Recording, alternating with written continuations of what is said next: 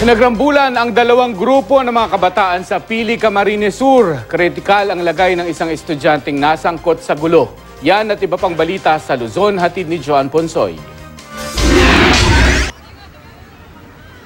Kuha ang CCTV footage na ito sa Pili, Camarines Sur. Nakuhanan ng video ang away ng mga estudyante sa harap ng isang paaralan. Sa video, makikita ang isang lalaking nakaputing t-shirt na kahina-hinalang kilos. Maya-maya, inakbayan nito ang isang binatilyo at pinagsusuntok gamit ang brass knuckle. Dito na sumali sa gulo ang ilang estudyante. Kritikal ngayon ang binatilyong sinuntok. Base sa investigasyon, bahagi sila ng dalawang grupong matagal nang mairingan. Patuloy na iniimbestigahan ang insidente. Sa CCTV video na ito, makikita ang isang lalaking may dalawang backpack at nililimas ang ilang paninda sa loob ng isang tindahan sa Lucena City, Quezon. Nang makita ang CCTV, tinakpan ito ng sospek at pinatay ang ilaw sa tindahan.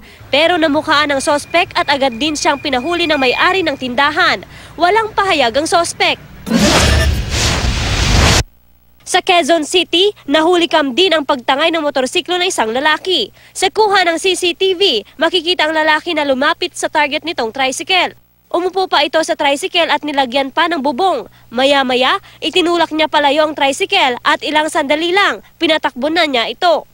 Inaalam pa ang pagkakilanlan ng salarin. Yan ang mga balita sa Luzon. Joan Ponsoy reporting.